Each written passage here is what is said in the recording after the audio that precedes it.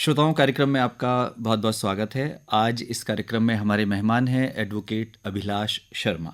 अभिलाष जी, कार्यक्रम में आपका बहुत बहुत स्वागत है। Thank you so much sir.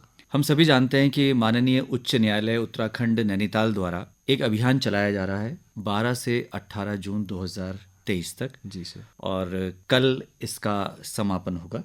हमारे श्रोता इस अभियान से किस प्रकार जुड़ सकते हैं, इस अभियान का उद्देश्य क्या है, इन सब विषयों पर हम चर्चा करेंगे। लेकिन पहले जानना चाहेंगे कि माननीय उच्च न्यायालय को ऐसा निर्देश क्यों देना पड़ा। ये एक पीआईएल के द्वारा क्लीनलीनेस ड्राइव हमारे संज्ञान में आई। ये PIL Jitendra Yadav versus union of India 2022 की पीआईएल है और इस पीआईएल में स्टेट ऑफ उत्तराखंड में बढ़ते हुए पोल्यूशन को संज्ञान में लिया गया और इस बढ़ते हुए पोल्यूशन का कारण देखा गया कि इस बढ़ते हुए पोल्यूशन का कारण क्या है। तो इस बढ़ते हुए पोल्यूशन का कारण जो था प्लास्टिक का यूज़ था, कि किस तरीके से प्लास्टिक का यूज़ बढ़ता जा रहा है। हालांकि गवर्नमेंट ने, चाहे वो सेंट्रल गवर्नमेंट हो चाहे वो स्टेट गवर्नमेंट हो, इसके रिगार्डिंग कई रूल्स, रेगुलेशंस और लॉस पास किए हैं कि किस तरीके से हम प्लास्टिक की रोकथाम करेंगे। परंतु उन रेगुलेशंस के पास होने के बाद भी प्लास्टिक का यूज़ जो था सर, वो रुक नहीं रहा था। वो आज भी प्रचलित है, प्लास्टिक हर जगह अवेलेबल है, इजीली अवेलेबल है। तो इस पीआईएल में ऑनरेबल हाई कोर्ट ने ये संज्ञान में लिया कि किस तरीके से हम प्लास्टिक के यूज़ को रोकेंगे, किस तरीके से कम करेंगे और आने वाले समय में पूर्ण तरीके से इस प्लास्टिक के यूज़ को हम बैन करेंगे। हम यदि एक नागरिक की भूमिका को देखें तो कहीं ना कहीं हम असफल होते दिखाई दे रहे हैं। अभिलाष जी, हमारा संविधान क्या कहता है यदि हम स्वच्छता की बात करें, सफाई की बात करें? हमारे संविधान में directive principles of state policy और फंडामेंटल ड्यूटीज में एनवायरनमेंट के प्रोटेक्शन के लिए कई प्रावधान दिए हुए हैं। तो हमारे कॉन्स्टिट्यूशन में पहले से ही, जब हमारे कॉन्स्टिट्यूशन का जन्म हुआ तब से ये प्रावधान कॉन्स्टिट्यूशन में अवेलेबल है, परंतु उनका सिर्फ पेपर में ही मार्गदर्शन हो पाता है, एग्जीक्यूशन उनका जीरो लेवल पे होता है। क्योंकि स्टेट गवर्नमेंट्स और सेंट्रल गवर्नमेंट उस पर रूल्स बनाती हैं, परंतु वो रूल्स मैन्युफैक्चरिंग लेवल तक, रिटेलिंग लेवल तक वो पहुंच नहीं पाते हैं और प्लास्टिक का जो यूज है वो चलता आ रहा है। तो इस तरीके से प्रावधान हम पे हैं लेकिन उनका एग्जीक्यूशन जीरो है। हम जानना चाहेंगे आपसे कि इस दिशा में सरकार ने पहले भी कई कदम उठाए हैं, जिसमें कि हमारा जो इन्वायरमेंट प्रोटेक्शन एक्ट है और उसके बाद उसमें कुछ संशोधन भी किए गए। तो इस विषय में हमारे श्रोताओं को बताएं विस्तार से कि ये क्या है और संशोधन की आवश्यकता क्यों पड़ी। जी सर, जो इन्वायरमेंटल प्रोटेक्शन एक्ट है वो साल 1986 में पारित हुआ सेंट्रल गवर्नमेंट द्वारा, हमारी पार्लियामेंट द्वारा। उसके पारित होने के बाद कई उसमें रेगुलेशंस बनाई गई कि किस तरीके से हम अपने एनवायरनमेंट को फ्यूचर जनरेशन के लिए प्रोटेक्ट करके रखेंगे। सन 2016 में एनवायरमेंटल प्रोटेक्शन एक्ट की धारा 3, 5 और 26 का इस्तेमाल करते हुए सेंट्रल गवर्नमेंट ने प्लास्टिक मैनेजमेंट रूल्स को निकाला, जिसका अमेंडमेंट 2018 में हुआ। उन प्लास्टिक मैनेजमेंट रूल्स का भी जो एग्जीक्यूशन था वो पेपर पे ही था। तो जो पीआईएल अभी ऑनरेबल हाई कोर्ट में दाखिल हुए, Jitendra Yadav versus union of India, उसमें यही डायरेक्शन ऑनरेबल हाई कोर्ट द्वारा दिया गया है कि किस तरीके से उस प्लास्टिक वेस्ट मैनेजमेंट रूल 2016 का हम एग्जीक्यूशन करेंगे, किस तरीके से हम उसे मैन्युफैक्चरर्स तक पहुंचाएंगे, किस तरीके से रिटेलर्स तक पहुंचाएंगे और स्टेप बाय स्टेप हम प्लास्टिक का इस्तेमाल कम करेंगे। पहले हम प्लास्टिक का इस्तेमाल कम करेंगे, फिर पूरी तरीके से प्लास्टिक को किस तरीके से हम बैन करेंगे। यदि हम उत्तराखंड न्यायिक सेवा की बात करें, उनके जो सचिव हैं, वरिष्ठ सिविल जज हैं, जी सर, उनका जो निर्देश है उसमें लिखा है कि ये अवेयरनेस और क्लीनलीनेस कैंपेन ड्राइव है। तो हम जानना चाहेंगे कि क्लीनलीनेस और अवेयरनेस ये दो हिस्से हैं इसके। जी सर, इसको किस तरह से आप बताना चाहेंगे हमारे श्रोताओं को? सर, ऑनरेबल हाई कोर्ट द्वारा 16 डिपार्टमेंट को नोटिस भेजा गया। जैसा कि आप सभी, आपके श्रोता, हम सब जानते हैं कि जून में 5 जून को पर्यावरण दिवस मनाया जाता है। इसीलिए ये महीना उपयुक्त माना गया कि हम इसमें क्लीनलीनेस सप्ताह बनाएं, जो 12 से 18 तक आयोजित रहेगा। इस बार जो पर्यावरण दिवस का थीम था, बीट प्लास्टिक पोल्यूशन था, और इसमें भी सबसे ज्यादा हम अब ध्यान यही दे रहे हैं किस तरीके से हम प्लास्टिक का मैनेजमेंट करेंगे। सबसे बड़ा क्वेश्चन आता है सर, प्लास्टिक एक बार पैदा होता है वो कभी मरता नहीं है, तो हम किस तरीके से प्लास्टिक वेस्ट मैनेजमेंट करेंगे। इसमें जो ये प्रोग्राम था, 16 डिपार्टमेंट को इसमें ऑनरेबल हाई कोर्ट द्वारा नोटिस भेजा गया और सबको बोला गया कि इन 7 दिनों में पार्टिसिपेट करें इस प्रोग्राम में और एक क्लीनलीनेस ड्राइव चलाएं और एक अवेयरनेस ड्राइव चलाएं। अब इन 2 भागों में ये डिवाइडेड है ये प्रोग्राम।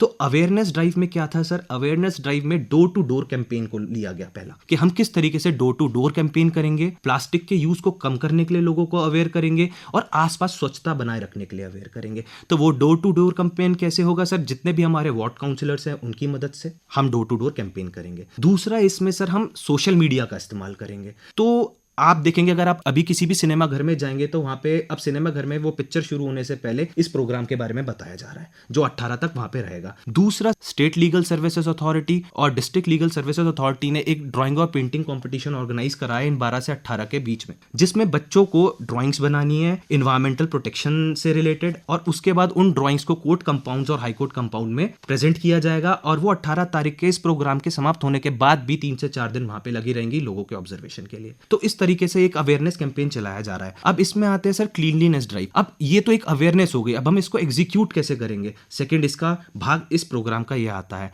तो इसमें जो अर्बन लोकल बॉडीज हैं वो कुछ जगहों को चिन्हित करेंगी कि कहाँ पे स्वच्छता की जरूरत है। उन जगहों को चिन्हित करने के बाद उन अर्बन लोकल बॉडीज द्वारा जो 16 डिपार्टमेंट के लोग हैं उन्होंने जो पार्टिसिपेट किया इस प्रोग्राम में, उन जगहों पर जाके उस जगह की क्लीन सफाई करेंगे। सेकंड, इसमें क्लीनलीनेस ड्राइव में सर जो अर्बन लोकल बॉडीज है वो हाईवे को मार्क करेंगी, उन हाईवे की क्लीनलीनेस पे बात करेंगी और उनको क्लीन करने की। जो अब इसमें व्हीकल चाहिए होगा, जितना भी इसमें कचरा इकट्ठा होगा, उसकी व्हीकल की अवेलेबिलिटी वो अर्बन लोकल बॉडीज प्रोवाइड कराएंगी, और एक रिपोर्ट बनाई जाएगी ये कार्यक्रम समाप्त होने के बाद कि कितना कचरा इकट्ठा हुआ है, और वो स्टेट पोल्यूशन कंट्रोल बोर्ड के पास वो रिपोर्ट सबमिट होगी। तो इस तरीके से 2 भाग में ये पूरा प्रोग्राम डिवाइडेड है सर। यदि हम जुडिशरी की बात करें तो उसकी बहुत महत्वपूर्ण भूमिका है। जब वो स्वच्छता अभियान में उतरे हैं तो ये क्यों इतना महत्वपूर्ण हो जाएगा? सबसे पहले जुडिशरी का काम होता है कानून को एडजुडिकेट करने का, लेकिन जुडिशियल एक्टिविज्म एक ऐसा टूल है जिसको आज की जुडिशरी, हिंदुस्तान की जुडिशरी अप्लाई करती है, और वो ना ही सिर्फ कानून को एडजुडिकेट करती है, वो कानून को एग्जीक्यूट कराने में भी एडमिनिस्ट्रेशन की मदद करती है। फॉर एग्जाम्पल, हम इसी लेटेस्ट PIL की बात करते हैं, Jitendra Yadav versus union of India. अभी तक जितना भी प्लास्टिक वेस्ट मैनेजमेंट रूल की हम बात करें, चाहे एनवायरमेंटल प्रोटेक्शन एक्ट की बात करें, उसका एग्जीक्यूशन सिर्फ पेपर तक था। लेकिन अब जुडिशियल एक्टिविज्म के टूल को इस्तेमाल करके जब जुडिशरी खुद सड़क पर उतर रही है, अवेयरनेस फैला रही है, और प्रैक्टिकली सिर्फ अवेयरनेस नहीं, उस क्लीनलीनेस ड्राइव को खुद साफ करके भी लोगों को अवेयर कर रही है, तो सर इस तरीके से जुडिशरी का योगदान उसमें बहुत ही महत्वपूर्ण है। अब एक बार फिर प्लास्टिक के दुष्परिणामों पर आते हैं तो ये हमारे पारिस्थितिकीय तंत्र के लिए एक बहुत बड़ा खतरा है, और प्लास्टिक को जलाने से भी जो जहरीली गैसें निकलती हैं वो हमारे लिए खतरनाक साबित हो रही हैं, कई प्रकार की बीमारियां हो रही हैं। हम मृदा प्रदूषण की बात करते हैं, और यदि प्लास्टिक उसमें जुड़ जाता है तो हमारी मृदा जो है वो फर्टाइल नहीं रहती है, और पानी का प्रदूषण हम जानते ही हैं। लेकिन बड़ी संख्या में जानवर पॉलीथीन के अंदर जो कूड़ा होता है उसको खा लेते हैं, और आंतों में बीमारियां हो जाती हैं, उनकी मृत्यु तक हो जाती है। हमने देखा है कि जो हमारे सीवर सिस्टम है उसमें जब प्लास्टिक आ जाता है तो वो नालियों को भी जाम कर देता है, और प्लास्टिक उत्पादों में खास तौर से शीशा और कैडमियम प्रयोग में लाया जाता है, और ये खतरनाक है। ये एडिटिव्स जरूर हैं लेकिन ये विषाक्त पदार्थ हैं। तो हमने विकल्पों पे ज्यादा ध्यान नहीं दिया अभिलाष जी। इस पर यदि जोर दिया जाए, विकल्पों पर जोर दिया जाए, तो शायद हम एक हद तक प्लास्टिक के प्रयोग को रोक पाएंगे। एक आम नागरिक के नजरिए से अगर हम देखेंगे तो हम पोल्यूशन को बचाने के लिए सिर्फ प्लास्टिक की पॉलीथीन का ना इस्तेमाल करना ही समझते हैं कि यही बस संपूर्ण है। अगर हमने प्लास्टिक की पॉलीथीन का इस्तेमाल नहीं किया तो हमने अपने पर्यावरण को प्रदूषित होने से बचा लिया। लेकिन मैं आपके श्रोताओं से भी कहूंगा, अगर वो अपने आसपास भी देखेंगे तो प्लास्टिक से घिरे हुए हैं। चाहे हम गाड़ी चलाते हैं उसमें प्लास्टिक का इस्तेमाल होता है, हम पेन यूज करते हैं उसमें प्लास्टिक का इस्तेमाल होता है, हम आजकल जो भी चीज यूज करते हैं कहीं ना कहीं प्लास्टिक का इस्तेमाल जरूर होता है। तो सिर्फ कपड़े का थैला इस्तेमाल कर लेने से, कागज का थैला इस्तेमाल करने से हम पर्यावरण को नहीं बचा पाएंगे। ये तो बहुत ही एक छोटी पहल होगी पर्यावरण के संरक्षण के लिए, परंतु एक प्लास्टिक का सब्स्टिट्यूट होना जो साइंटिफिक मेथड से डेवलप किया जाए वो बहुत अनिवार्य है। हमें उस दिशा में काम करना चाहिए। जब तक वो सब्स्टिट्यूट अवेलेबल नहीं होता है तब तक हमें प्लास्टिक की रोकथाम पे काम करना चाहिए। जैसे इस PIL में बताया गया है, पहले हम प्लास्टिक के इस्तेमाल को कम करेंगे। पर प्लास्टिक का इस्तेमाल सिर्फ ये नहीं है कि मैं गया दुकान पे और सब्जी की पॉलीथीन मुझे नहीं मिल रही है, सिर्फ नहीं, इस तरीके से नहीं। PIL में भी ये बताया गया है कि मैन्युफैक्चरिंग लेवल पे अब क्या होगा सर, फॉर्म नंबर 1 मिलेगा। एक जो भी आदमी किसी भी इंडस्ट्री में काम करता है जिसमें प्लास्टिक का उत्पादन होता है या प्लास्टिक यूज होता है, उसे सबसे पहले स्टेट पोल्यूशन कंट्रोल बोर्ड को एक फॉर्म नंबर 1 भर के देना पड़ेगा। प्लास्टिक वेस्ट मैनेजमेंट रूल 2018 के पारित होने के बाद 6 महीने के अंदर उसे फॉर्म भर के देना पड़ेगा और बताना पड़ेगा कि मैं प्लास्टिक के कारोबार में कार्य करता हूं, और अपनी सारी डिटेल्स देनी पड़ेगी। उसके प्लास्टिक इस्तेमाल होने से कितना वेस्ट प्रोड्यूस हो रहा है और उस वेस्ट प्रोड्यूस होने का किस तरीके से वो उस वेस्ट को मैनेज कर रहा है। तो उसे वो सारा ब्यौरा अब देना पड़ेगा। तो इस तरीके से जब तक कोई सब्स्टिट्यूट हमें प्लास्टिक का नहीं मिलता तो हमें प्लास्टिक की रोकथाम के लिए रेगुलेशन नियम्स के अनुसार काम करना पड़ेगा, और हमें इस तरीके से प्लास्टिक का योगदान जो सोसाइटी में अब पर्यावरण को प्रदूषित करने में हो रहा है उसको रोकना पड़ेगा। अभिलाष जी, हम हर विश्व पर्यावरण दिवस पर संकल्प लेते हैं और साल भर इस तरह के कार्यक्रम चल रहे होते हैं जिसमें हम संकल्प लेते हैं। जी सर। इस अवसर पर क्या कोई संकल्प या प्रतिज्ञा लेने के लिए कहा गया है? ये जो प्रतिज्ञा है सर, ये अवेयरनेस जो हमारा पूरा कार्यक्रम है इसके अवेयरनेस हेड में आती है, तो ये मास लेवल पे प्रतिज्ञा ली जाएगी। अभी एक स्टैंडर्ड ऑपरेटिंग प्रोसीजर है जो ऑनरेबल हाई कोर्ट द्वारा जारी किया गया अपने नोटिस में, उसमें कई सारे पॉइंट है कि जब ये मास लेवल पे फंक्शन हेल्ड होगा तो किस तरीके से क्या कंडक्ट होगा, हर व्यक्ति का, हर डिपार्टमेंट का इसमें क्या कंडक्ट होगा। मैं आपको अभी प्रतिज्ञा भी इसकी पढ़ के बताऊंगा, तो थोड़ा सा मैं SOP पे इस पे आपको थोड़ा बताना चाहूंगा। तो इसमें सबसे पहले सर ये होगा कि हम एक कॉमन ग्राउंड पे एकत्रित होंगे, जो भी रिक्विजिट डिपार्टमेंट के लोग हैं वो अपने कॉमन ग्राउंड पे एकत्रित होंगे। वहां पे राष्ट्रगान होगा, नेशनल एंथम होगा, उसके बाद गांधी जी की स्टैचू पे माला चढ़ाई जाएगी, उसके बाद सारे डिग्निटीज के आने के बाद जो भी इक्विपमेंट्स है सफाई अभियान में जो नेसेसरी है उनको वहां पे अवेलेबल कराया जाएगा। उसके बाद ये प्रतिज्ञा ली जाएगी, और ये प्रतिज्ञा सर इस प्रकार से है, मैं स्वच्छता के प्रति वचनबद्ध रहूंगा और इसके लिए समय दूंगा। मैं स्वयं से, अपने परिवार से, अपने मोहल्ले से और अपने कार्यस्थल से स्वच्छता की पहल करूंगा। इस ऑपरेटिंग प्रोसीजर में हम चिन्हित करेंगे कुछ जगहों को जहां पे कचरा ज्यादा होता है। उन जगहों को चिन्हित करने के बाद वहां पे हम स्लॉगिंग करेंगे सर, जाएंगे वहां पे इक्विपमेंट्स का यूज करके सफाई करेंगे, और जितना भी प्लास्टिक या जितना भी गार्बेज हम इकट्ठा करेंगे उसकी एक रिपोर्ट बनाई जाएगी, और वो रिपोर्ट फिर से स्टेट कंट्रोल पोल्यूशन बोर्ड को दी जाएगी। इसमें तो सरकारी अधिकारी और कर्मचारी भाग ले रहे हैं, जुडिशरी के लोग भी इसमें शामिल होंगे, लेकिन आम व्यक्ति यदि इस अभियान का हिस्सा बनना चाहता है तो कैसे कर सकता है? जो इसमें नोटिसेस जारी हुए हैं वो ना ही सिर्फ गवर्नमेंट डिपार्टमेंट्स को जारी हुए हैं, इसमें स्कूल्स को भी जारी हुए हैं, और प्राइवेट सिटीजन्स के लिए भी ये नोटिस उतने ही वैलिड हैं। तो अगर इसमें कोई आम जन पार्टिसिपेट करना चाहता है तो he is free to participate, वो बिल्कुल पार्टिसिपेट कर सकता है।